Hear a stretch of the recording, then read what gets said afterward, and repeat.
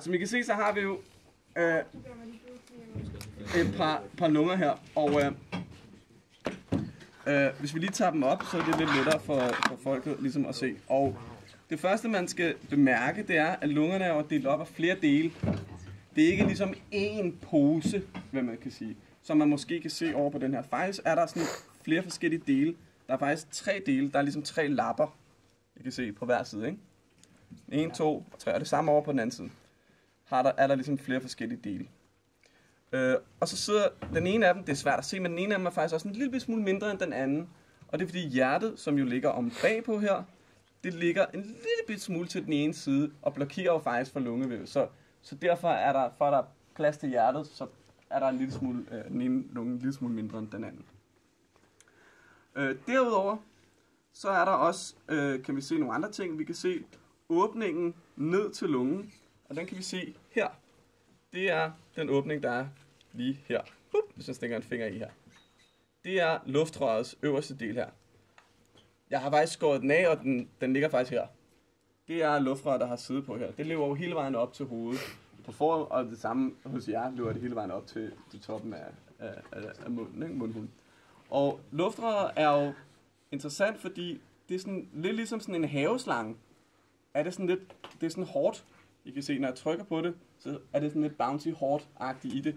Fuldstændig lidt ligesom en haveslange. Og det er jo så holdt åbent, kan I se, hele tiden, netop af den her grund. Og det er holdt åbent af sådan nogle bruskringe. I kan ligesom fornemme dem, når hvis man ligesom strækker i den her, kan man godt se, der er sådan ligesom nogle ringe, der går hele vejen rundt om. De bruskringe, det er altså dem, som det samme, som I har i jeres, mellem jeres lede og så videre, så videre. Det er sådan nogle bruskringe her, ikke? Mellem jeres fingre og sådan noget. Der har jeg også brusk. Det er det, der er her, der holder den åben. Okay? Lungernes primære funktion, primære evne, er jo, at de er i stand til at ekspandere. Altså, de er i stand til at udvide sig. Faktisk ret meget. Og det vil jeg lige prøve at vise jer nu. Problemet er bare lige lidt, at det ser vi, det får jeg se lige om lidt. For at udvide dem, så skal man jo have et rør ned i lungerne. Og det kan jeg bare stikke ned igennem luftrøret her. Og hvis jeg skal puste i den her, så skal jeg huske, at jeg skal ikke ligesom ånde ind her, og så puste. Så får jeg ligesom noget ikke så lækkert luft ned i lungerne. Men nu prøver jeg bare lige at puste her, så ser vi lige, hvad der sker, når jeg gør det. Der skete ikke en skid. Der skete ikke noget som helst. Og det er fordi, at jeg har skåret i den her lunge i bunden, kan I se her.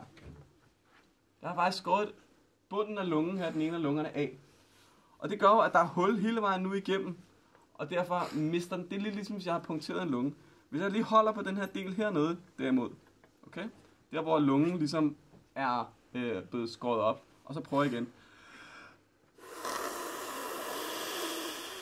Så kan I godt se, så kan lungerne virkelig udvide sig meget.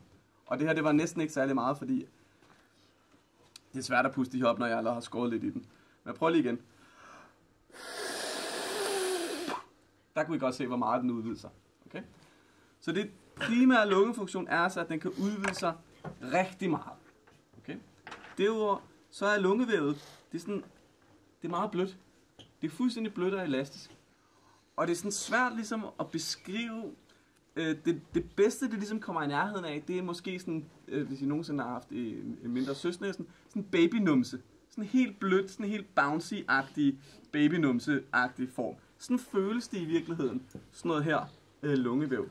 Helt blødt og i virkeligheden meget elastisk, som vi også har talt om, kommer til at tale om lidt senere, hvorfor det er sådan. Okay, så det er altså lungevæv. Hvis jeg lige klipper lidt op i bunden her,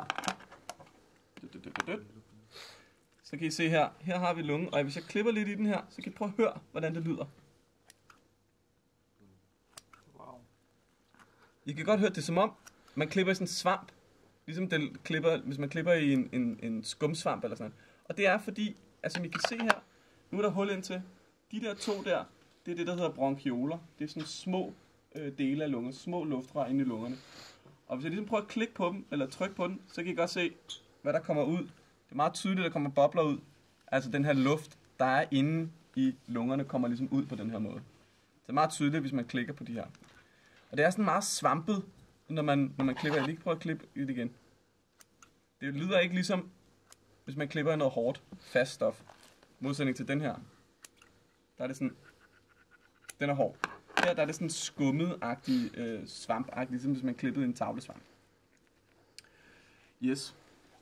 Ved siden af luftrøret, her, der vil der normalt også være et andet rør, der løber langs med her. Og det er spiserøret.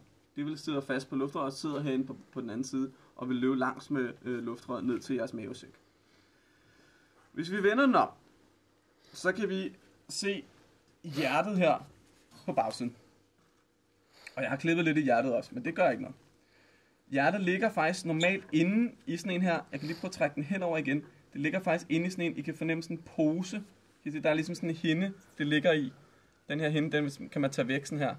Kan I se det? Der ligger sådan nærmest sådan en hinde. Det er fordi det er en muskel, ligesom alle andre muskler, så ligger det inde i sådan en pose. Det kalder man for fascien.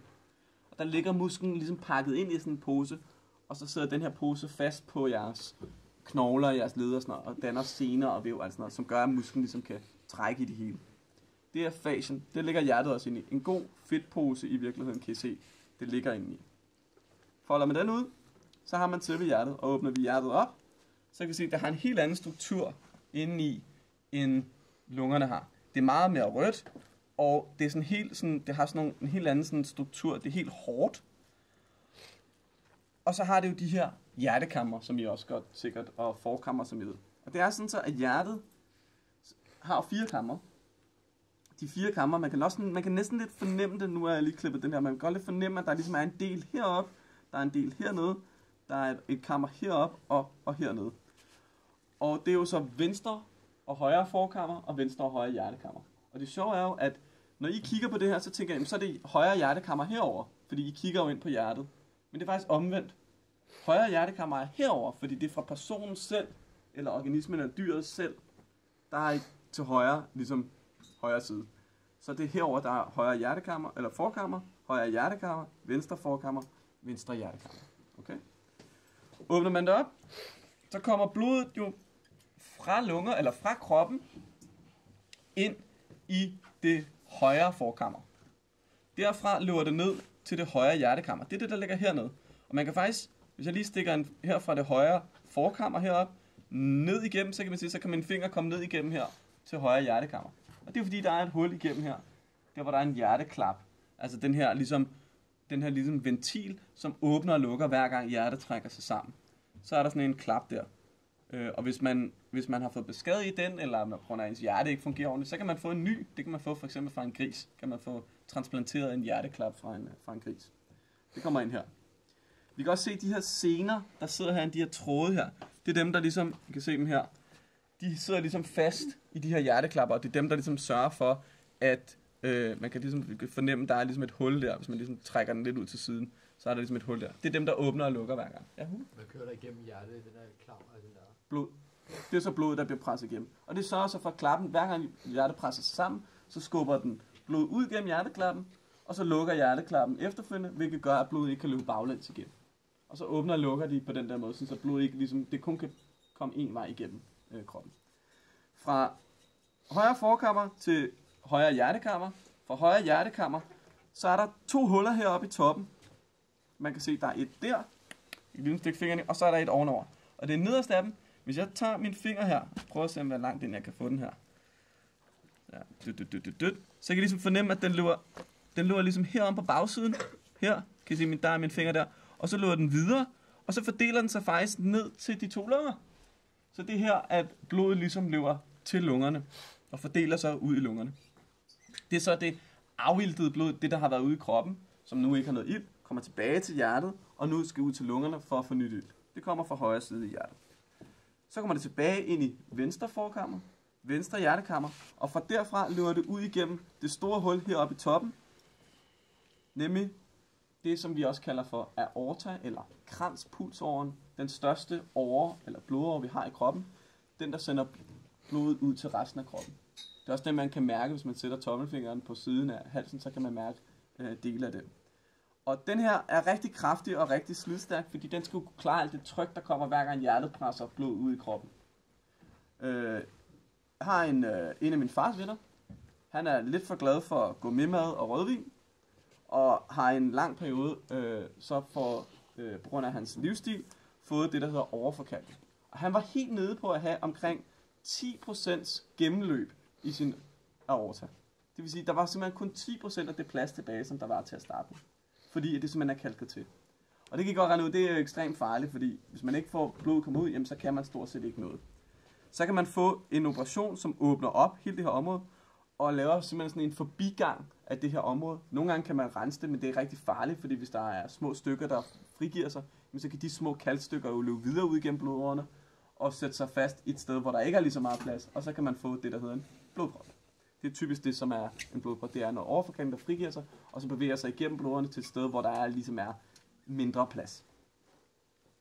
Så kan man få en operation, der ligesom forbigår det her, eller bypasser, som det hedder, det her område. Og det hedder en bypass-operation.